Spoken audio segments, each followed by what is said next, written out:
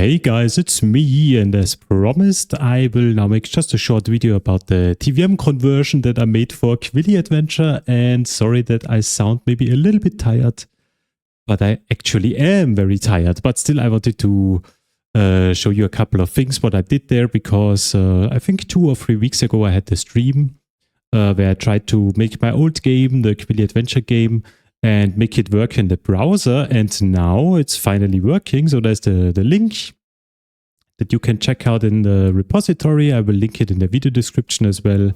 And as you can see, so it's loading up now and it's also working. In my opinion, wow, music is a little bit loud. In my opinion, the performance in the browser is a little bit bad, especially when I run it on my phone. Then there it's actually not working that great if I directly open it in the browser on my phone. I have no idea why that is. It could be because it was my first project where I learned the Kotlin programming language, and maybe I did a couple of things very, very wrongly. Could also be that because of the excessive reflection usage, where I come to it in a moment, that this usage makes it quite slow, because maybe the conversion to JavaScript, I think TeaVM is converting it to JavaScript if I'm not mistaken. Maybe that one is then not working well as well with reflection. I have no idea, but in the end, I don't really care. I just wanted to see if my old project would work, and it actually did work. So since I saw someone on Discord also having some problems with TeaVM, and there he linked actually my stream and said something like the great Quillraven or whatever he said, could not even manage to make his game work. So first of all, I want to mention here that some people think that I'm like a pro when it comes to Kotlin game development, because they see my tutorial and there I almost make no mistakes and everything is working almost first try. And here I just want to mention that all of that is of course totally fake. So when I make these tutorial videos, I have the real code, the original code that I have written first on my second screen. I also have some notes on my second screen, and I can simply cheat. So I look to the right and then just code it live and explain a few things. I don't do that when I work on a real project. So people who maybe followed the Quilly Jumper streaming series, there you see that I also make a lot of mistakes, and I sometimes need hours to figure out certain problems and solve them. So don't be misguided or misled that you think I'm maybe the greatest Kotlin game developer who is out there. That's totally not the case. I would say maybe I'm a little bit better than average, but I'm not even sure about that. It's just a hobby for me, and don't expect that I know everything or that I can help with everything. Anyway, coming back to TeaVM. So back in the stream, we had the issue that the browser, when we started the debugging session or the console, we saw that there was an error, no main class defined or no main method defined, something like that. And the issue actually was that I did not correctly check the logs, because when you, let me show that to you, when we run the TeaVM run Gradle task, then you actually get some output here down in the console below, because there is some compiling happening, of course. And I actually had some issue in this compiling phase already.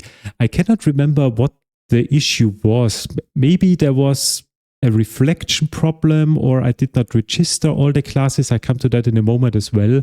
Unfortunately, I cannot remember that, but it was a pretty obvious issue. So when you get this error in the browser where it says that the main method was not found, or whatever the error message was, then check the log file that you get here, because there could be like almost at the top, it's a little bit misleading because almost everything is red, at least for me. But I think below the accepted class path, if I'm not mistaken, somewhere here, I think there was then some compiling issues, and those were not that difficult to resolve. And that was the reason why in the browser it did not work at all, because of course, if it cannot compile anything, so if there's a compilation issue, then of course it also cannot create a main method, and we cannot run anything in the browser. So that was the first thing.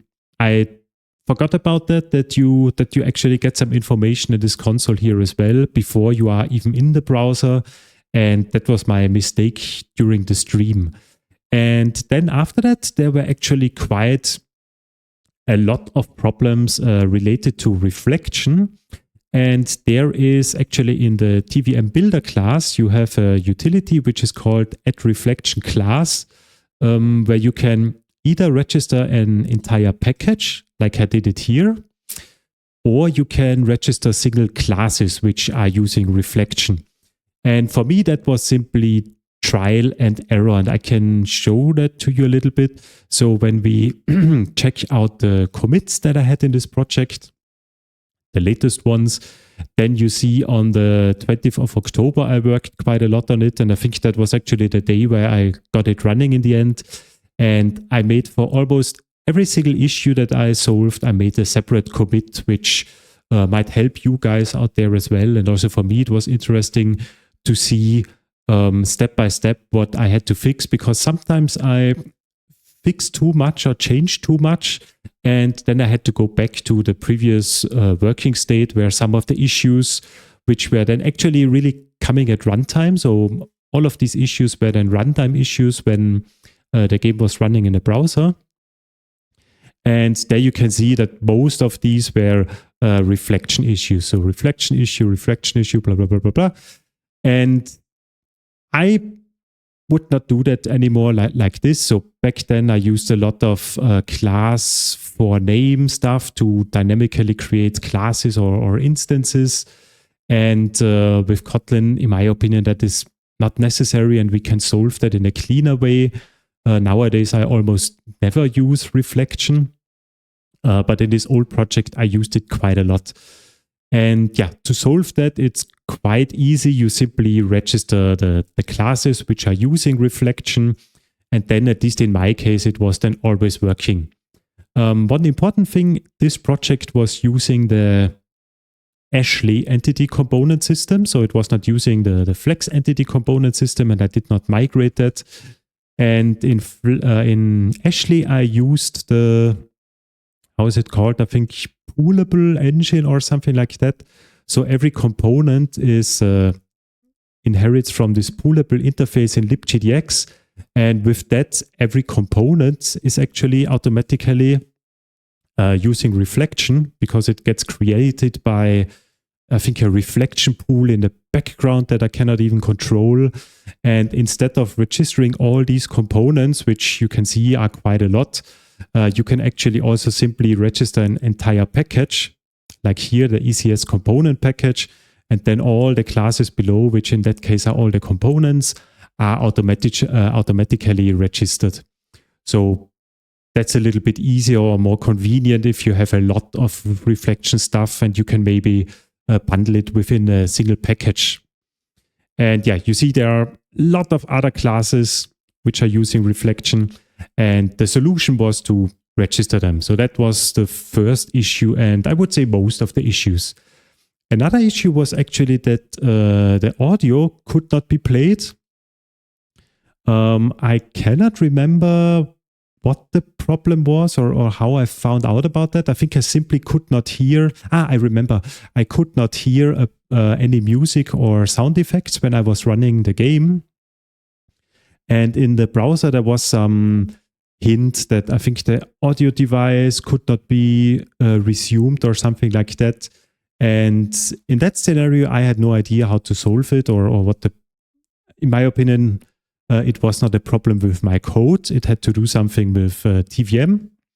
And I simply created an issue for GDX TeaVM on GitHub. There, let me maybe show you that as well. There is, of course, also a repository for that from Xpenatan, whatever his name is or how you pronounce it correctly. And there I created this issue here with the audio context issue. There's also the error message that I had. So audio context was not allowed to start. And yeah, in the end, he figured it out. He debugged my project, I would assume. I gave him the link, and then it was simply solved in a snapshot version. That's why I'm using here -snapshot. And today you can actually use a newer version. I don't know in which commit I did that. I see it up there in version 1.0.4, which is the newest version. Oh, I made a lot of changes there, which is the newest version of TeaVM. And that one also contains this audio issue. So that was the second problem that I had.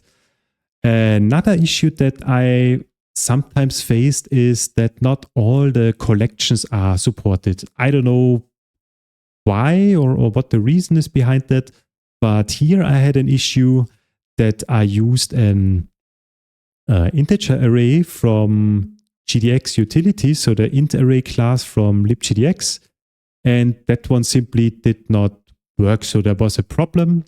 Again, in TeaVM, I think the error message there is a little bit more cryptic and does not really tell you what the issue is. But since I already know about that problem, since I had it in the past as well, I figured that I simply need to try a different collection. And instead of using int array, I used a mutable list of integers, so the normal Kotlin class. And that one worked for me. So I had to rewrite the code a little bit. But in the end, one issue was that int array simply did not work. And I exchanged it with mutable list integer. So that could also be an issue, that simply one of the collections that you are using is not supported. Then, if possible, just try a different one. I remember back then, I think I had a problem with mutable set, maybe tree set. I cannot remember it anymore. And I just replaced it then with hash set or something. And that one was then working. So if you get an error and it's within a line where you use a specific collection or something and you have there an error that you cannot explain, then my tip for you would be just to try out a different collection, ideally a Kotlin out-of-the-box collection, because those should work, I would say.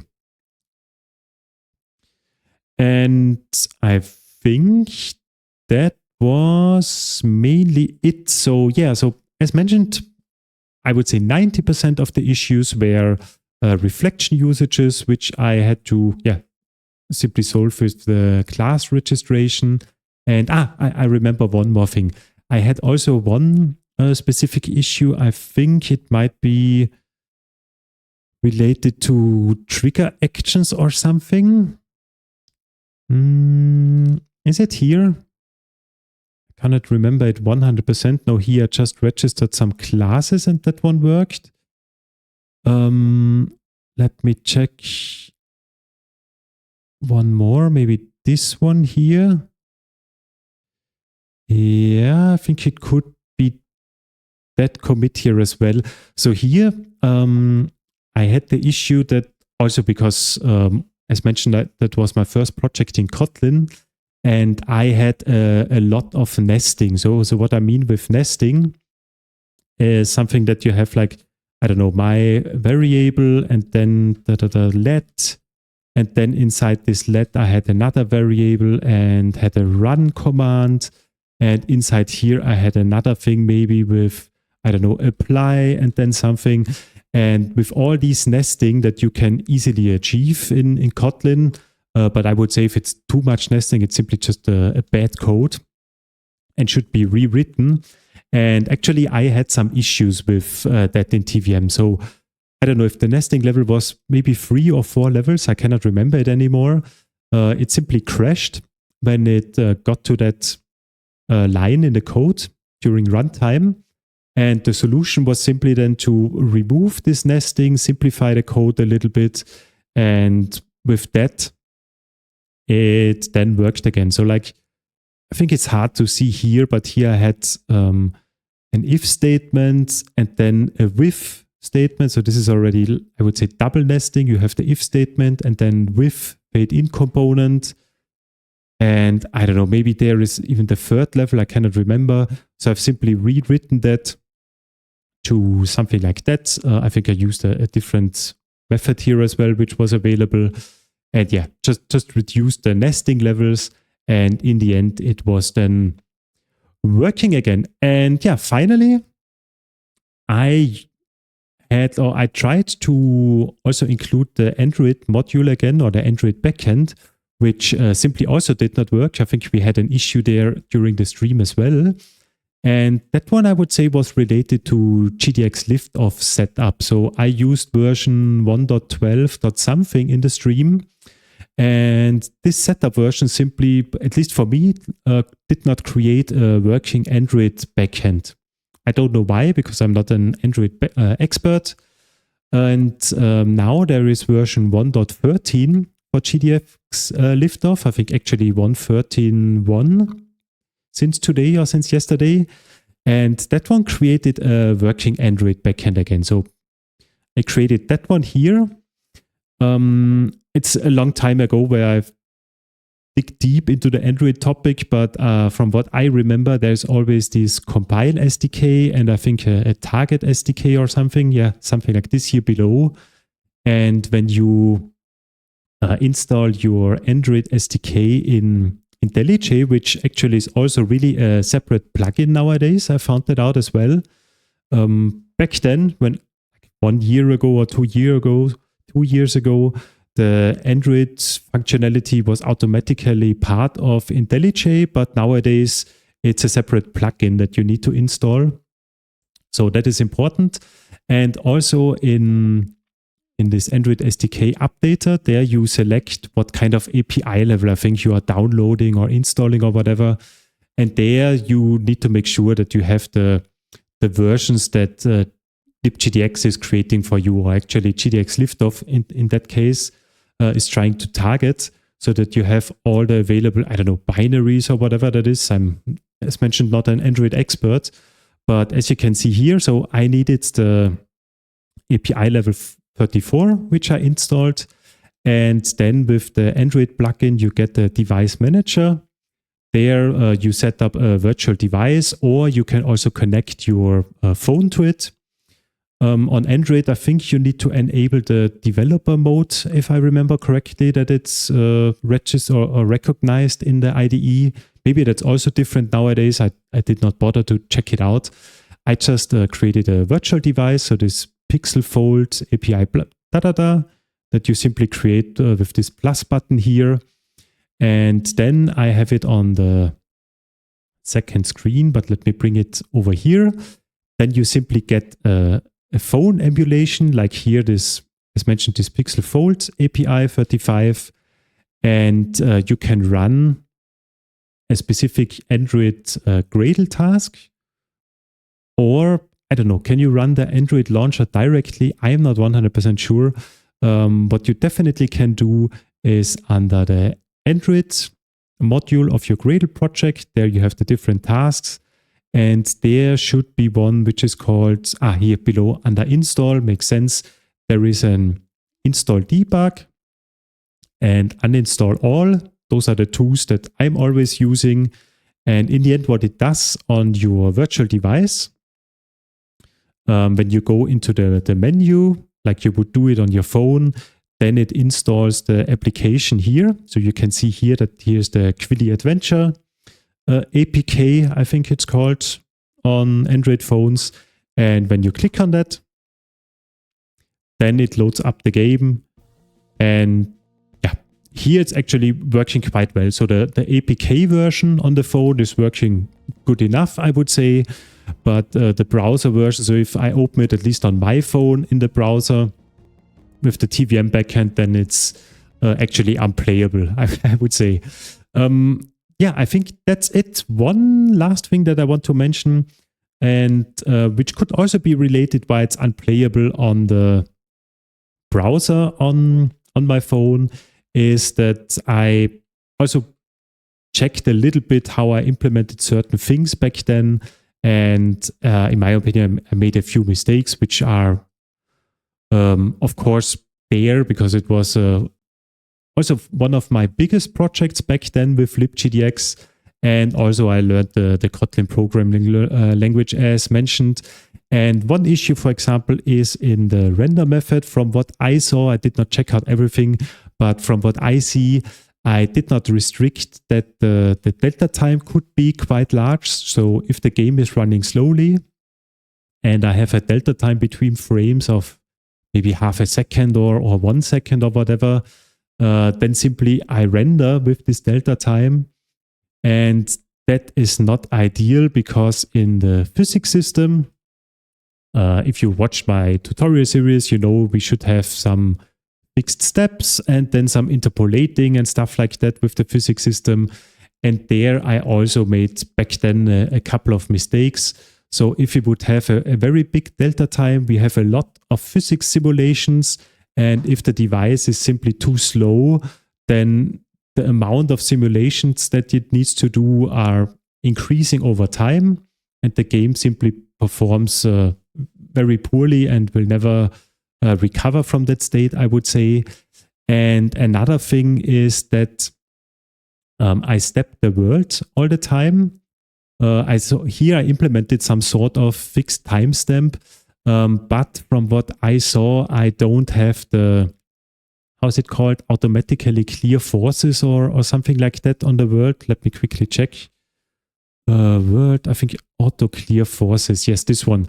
I did not set that, and what that means, so if actually the simulation runs maybe 2 or 3 times for a single frame, because the delta time is too big, then also the linear impulse, which is needed for the movement of my different physics bodies and characters, is applied also multiple times instead of just 1 time per frame, let's say.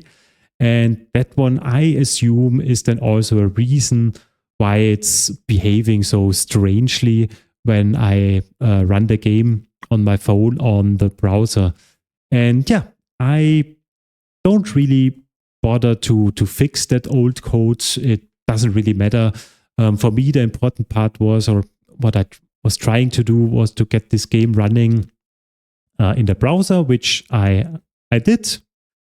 And also I wanted to update the Android backend to the latest versions of 2024, which I was also able to do. And with that, that's it for me. And yeah, so this was now a video, not a stream. I wanted to do a stream on weekend, but did not have time. So it's a video. I will try to add some chapters below that you can skip the parts that you are not interested in. And that's it. Have a great rest of the week. Thanks for watching and bye-bye.